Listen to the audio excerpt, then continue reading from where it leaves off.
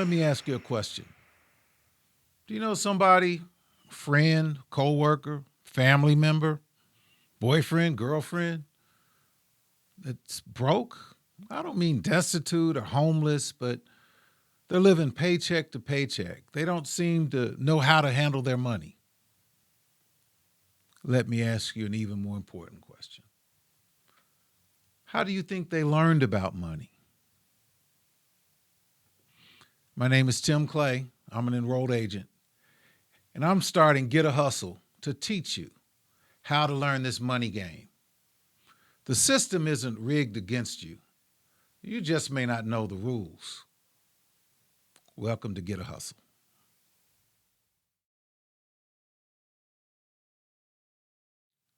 So, who is Tim Clay, and why should you listen to me? Well, I'm an enrolled agent, which is a designation given by the Internal Revenue Service. It means I'm a tax expert. I can represent people with tax problems. I also have been certified with QuickBooks and Xero and other bookkeeping systems, so I'm an accountant. And also, I offer small business advice, growth strategies, tax strategies. I've sat across the table from startup businesses and businesses that make millions a year. So at this point in my career, I had a choice. I could keep doing what I was doing, or I could decide to give back, which is what I decided to do. That's what Get a Hustle is about. I want to share with you my knowledge of over 40 years of training and educating small business owners and show it to you and how you can use it and be successful. Now, Get a Hustle is not a get-rich scheme. I'm not going to sell you a $997 program, but I am going to create a program for you that has 7 pillars, and we'll talk about those later. But right now, we have 3 things that I want you to really focus on and what are really important. The first thing is the hustle. The hustle is like small business startup, growth, and even scaling. Next, we're going to talk about the money, which is your personal finances, credit, your budget, maybe some real estate investing. And then finally, we're going to talk about the foundation, which is your health, your wellness, and your internal well-being, your spirituality, if you will.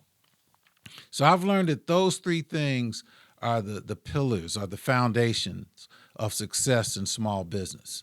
So what is a hustle? That's what we're going to discuss next. Is it a good word or is it a bad word? What do you think? So what does it mean to hustle? Growing up, to be a hustler had a negative connotation. It came from the streets. You were a drug dealer, running numbers, a pimp. To say you were a hustler was not a good thing. But when I turned to the dictionary, what does the dictionary say? What does it mean to hustle?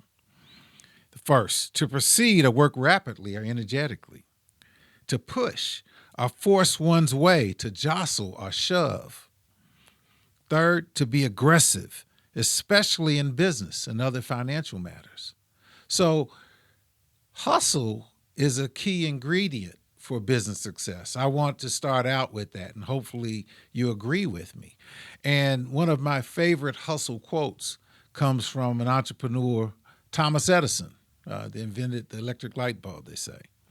He said, "Good things come to those who hustle while they wait." So you want to hustle, but then what are you hustling for? Is the system geared to help you be successful, or is the system geared to make you fail? I think that's a key internal question you have to ask and answer. If you believe that the system is against you, you'll never be successful. You have to learn the rules of the system, and there are rules. And to be honest, they don't change. They don't change as you succeed. They may change, but they usually don't. So I've had clients that have been very successful, some that have gone out of business, unfortunately. So what I want to start out with is telling you how I got started with this. Back in the 80s, I wrote my Get A Hustle Manifesto. I was still working for somebody. I felt like I was on the wrong path. I was told to go to college, get a good job, stay with that job, and then I could retire. And that dynamic has been blasted out of the water. That doesn't work anymore. So I want to walk you through my 7 commitments, which are the commitments of my Get a Hustle philosophy. Number 1, take personal responsibility for your financial status. Number 2, commit to learning financial knowledge for your specific goals and desires. Your specific goals and desires. Number 3, realize that a job or a business may not be your primary income. You have to have multiple streams. If you're only dependent on one way of making money, that's not a good solution in these days and times. Number 4, commit to serious self-analysis. You have to know your strengths, your weaknesses, your goals, your dreams, your aspirations. You have to be honest with yourself. You have to really look at yourself to see what you're capable of doing. Number 5, you have to move toward other individuals with similar goals, dreams, and aspirations. You want to get around people that are doing things as you are doing things. Number 6, be willing to consider how spiritual insight can greatly influence your choices. Meaning that if you believe in yourself, if you believe in some higher power, and that you're working together for some purpose, it will all work for your good and for that good purpose. And then finally, number 7, which is why I'm here, as you get your hustle on, commit to sharing and giving back. As you give back, more comes to you. That's a golden rule. The more you give, the more you receive.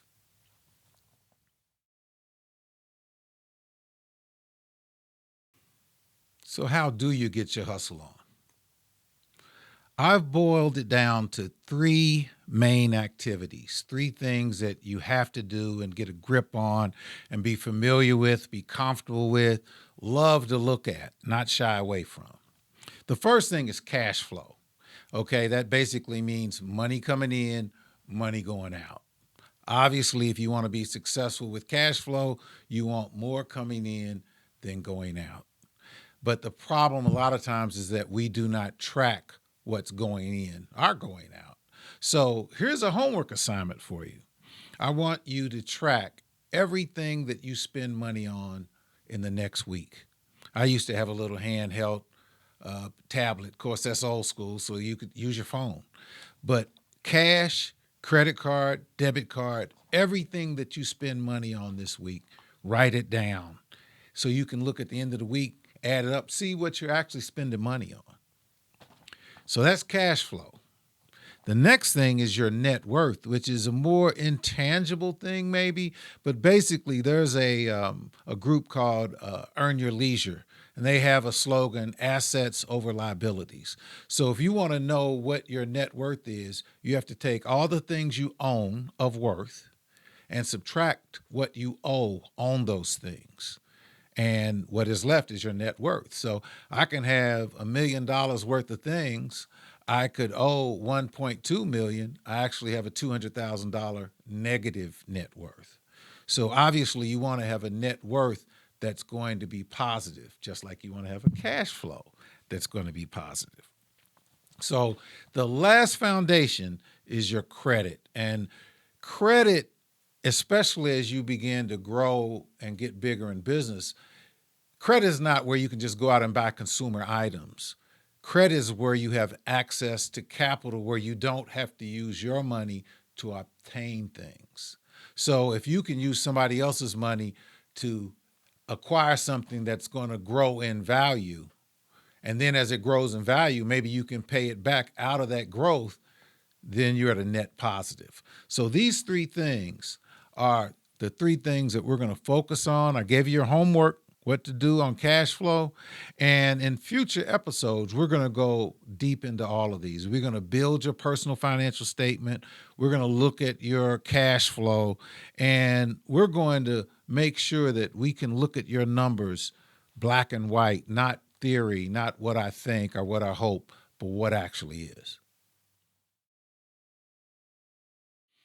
Okay, briefly, very briefly, I want to talk to you about something that I think is actually the most important, which is the inner game. What is your belief in yourself?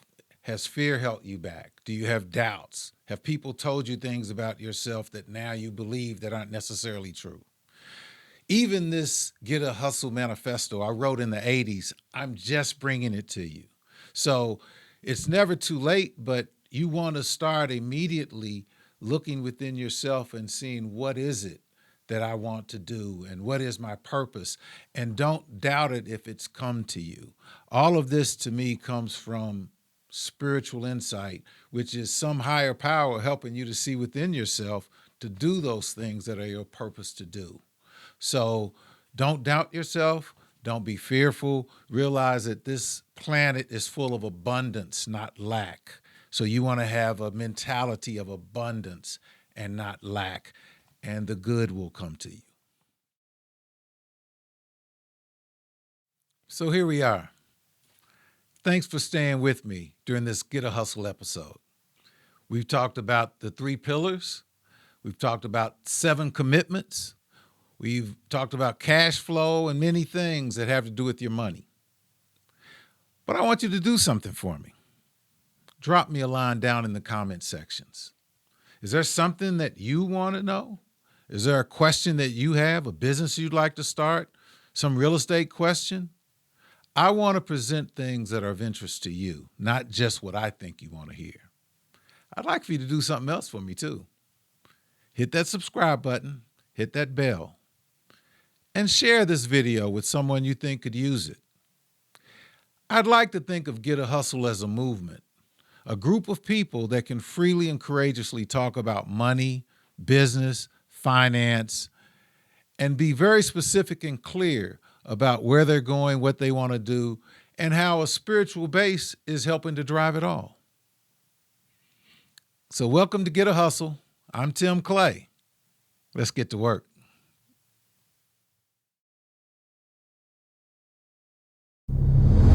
Coming up on the next Get A Hustle, we're going to look at your personal financial statement. We're going to look at the big 3, your cash flow, your net worth, and credit. In a very short time, we're going to teach you how to look at your personal financial statement in a way that most people don't learn in a lifetime. Be sure and tune in.